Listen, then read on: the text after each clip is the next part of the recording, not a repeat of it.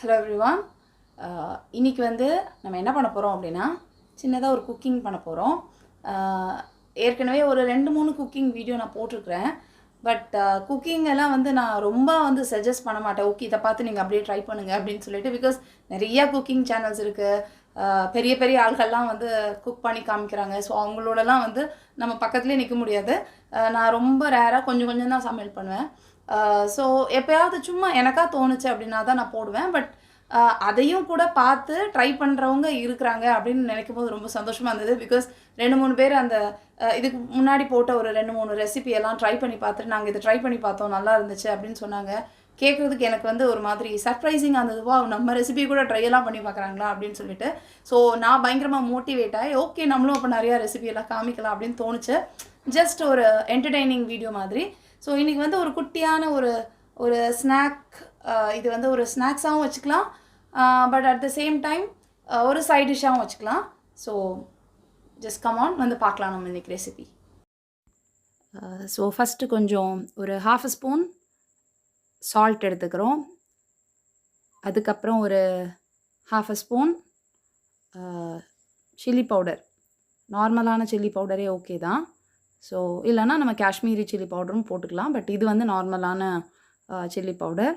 அதுக்கப்புறம் 1 ஸ்பூன் தனியா மல்லித்தூள். அதுக்கப்புறம் 1/2 ஸ்பூன் ஜீரகத்தூள். அப்புறம் 1 ஸ்பூன் ஜிஞ்சர் கார்லிக் பேஸ்ட். அதுக்கப்புறம் ஒரு 1/2 ஸ்பூன் கடலை மாவு, கொஞ்சோண்டு மஞ்சப்பொடி. அண்ட் இதில் ஒரு 1/2 ஸ்பூன் கரம் மசாலாவும் போடணும், அது நான் எடுக்கலன்னு நினைக்கிறேன். பட் கரம் மசாலா போட்டுக்கோங்க. அதுக்கப்புறம் ஒரு 4 to 5 ஸ்பூன் வந்து தயிர் இது. ஸோ தயிர் போட்டு கொஞ்சோண்டு லெமன், ஒரு 1/2 லெமன் புழிஞ்சிக்கலாம். இது வந்து கொஞ்சம் லைட்டாக அந்த டேஞ்சி டேஸ்ட்டுக்காக. அதுக்கப்புறம் நல்லா அதை மிக்ஸ் பண்ணி விட்டுறோம். இப்போ நம்ம ஒரு பேஸ் தான் ரெடி பண்ணிகிட்ருக்குறோம். இது என்ன பேஸ் அப்படின்னா பன்னீர் டிக்கா, அதுக்கு உண்டான பேஸ். ஃபஸ்ட்டு இதுக்கு முன்னாடி ஒரு தடவை நான் ட்ரை பண்ணி பார்த்துருக்கேன், பட் அப்போது டேஸ்ட் கொஞ்சம் சரியாக இல்லை. கடலை மாவு கொஞ்சம் நிறையா போட்டேன்னு நினைக்கிறேன். இந்த மெஷர்மெண்ட்டில் போடும்போது ரொம்ப நல்லா வந்தது. அண்ட் டேஸ்ட்டும் ரொம்ப நல்லா இருந்தது. அண்ட் அதுக்கப்புறம் நம்ம இதை கொஞ்சம் நல்லா மிக்ஸ் பண்ணிவிட்டு பன்னீரோட க்யூப்ஸ் போடுறோம் நம்ம. இது வந்து ஒரு 200 கிராம்ஸ் நம்ம ஒரு பாக்கெட் விற்கும்ல, அந்த பாக்கெட்டில் உள்ளது. பெருசாகவும் போட்டுக்கலாம், இந்த மாதிரி குட்டி குட்டியாக போட்டோன்னா நிறையா வரும், அதனால குட்டியாக போட்டிருக்கேன். இது கூட நம்ம குடமிளகா ஆட் பண்ணிக்கலாம், அப்புறம் வெங்காயம் போடுவாங்க. பட் நான் வந்து எதுவுமே போடல, அப்படி சும்மா இன்ஸ்டண்ட்டாக. ஏன்னா அது எது போட்டாலும் அதெல்லாம் வந்து சாப்பிடாமல் எடுத்து வச்சிடறாங்கன்னு சொல்லிட்டு அதெல்லாம் எதுவும் போடல. ஸோ இப்படி மிக்ஸ் பண்ணிவிட்டு கொஞ்சம் நேரத்துக்கு ஒரு 1/2 ஹவராவது நம்ம வந்து இதை ஃப்ரிட்ஜில் கொஞ்சம் நேரம் வச்சிடலாம். அண்ட் அதுக்கப்புறம் இது வந்து கொஞ்சோண்டு பட்டர், ஒரு ஸ்பூன் பட்டர் எடுத்துருக்கிறேன். நான்ஸ்டிக் டவாவில் தான் நான் பண்ணுவேன். நம்ம வந்து சாதாரண தோசைக்கல்லில் கூட பண்ணலாம், பட் அது கொஞ்சம் ஒட்டும்போது நம்ம திருப்பினோன்னா பன்னீர் ரொம்ப சாஃப்டாக இருக்கிறதுனால பிஞ்சு வந்துடுற மாதிரி இருந்தது. ஸோ ஈஸியாக வரணும் அப்படின்னு நினச்சோன்னா அந்த மாதிரி நான்ஸ்டிக் டவாவில் பண்ணிடலாம். ஸோ எண்ணெய் ஊற்றியும் பண்ணலாம், பட் இந்த பட்டர் போட்டோன்னா இன்னும் கொஞ்சம் நல்லா ஃப்ளேவர் இருக்குது, நல்லா வாசனையாக இருந்ததுன்னு சொல்லிட்டு நான் பட்டர் யூஸ் பண்ணேன். பட்டர் இல்லைன்னா நெய் கூட போட்டுக்கலாம்னு நினைக்கிறேன். அதுக்கப்புறம் அந்த ஒரு 1/2 ஹவர் நம்ம ஊற வச்சுருப்போமா, ஃப்ரிட்ஜில் தான் வைக்கணும்னு கட்டாயம் இல்லை, வெளியேனாலும் வச்சுக்கலாம். அதுக்கப்புறம் அந்த பன்னீரை வந்து அந்த கிரேவியோடு சேர்த்து கொஞ்சம் கொஞ்சமாக எடுத்து நம்ம அதில் போட்டுட்டு கொஞ்சம் மீடியம் ஃப்ளேமில் வச்சிட்டோம் அப்படின்னா அது அப்படியே ஸ்லோவாக வந்து எல்லா பக்கமும் அப்படியே நல்லா கோல்டன் ப்ரௌனில் வரும். கொஞ்சம் ஹை ஃப்ளேமில் வச்சோன்னா கருகி போயிடுது சீக்கிரமாக. ஸோ கொஞ்சம் மீடியம் ஃப்ளேமில் வச்சுட்டு அப்படியே கொஞ்சம் நேரம் அப்படியே நம்ம விட்டுடலாம். ஸோ அது நல்லா ஸ்லோவாக வந்து அது குக் ஆகிட்டுருக்கு.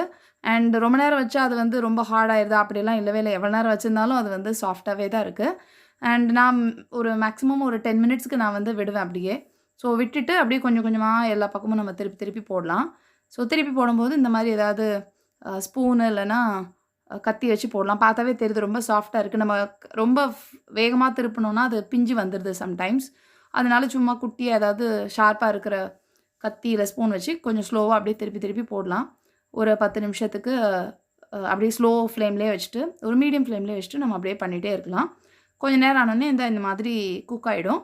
ஸோ இப்படி நல்லா குக் ஆனோடனே நம்ம வந்து சர்வ் பண்ணுறதுக்கு ரெடி ஆகிடும். போய் பார்த்தா தெரியும் எல்லா சைடும் நல்லா கோல்டன் ப்ரௌன் ஆன மாதிரி ஆகிடுச்சு, நல்லா ப்ரௌனிஷாக இருக்குது. இது வந்து உள்ளே வந்து இன்னும் நல்லா சாஃப்டாக தான் இருக்கும், கொஞ்சம் கூட ஹார்டாலாம் ஆகவே இருக்காது. வாசனையும் ரொம்ப சூப்பராக இருக்கும். ஸோ கண்டிப்பாக ட்ரை பண்ணி பாருங்கள். மேக்ஸிமம் ஒரு 10 to 15 மினிட்ஸில் நம்ம இதை முடிச்சிடலாம். குழந்தைங்களுக்கு ரொம்ப ஒரு சூப்பரான சைட் டிஷ்ஷாக இருக்கும் அண்ட் ஹெல்த்தியும் கூட.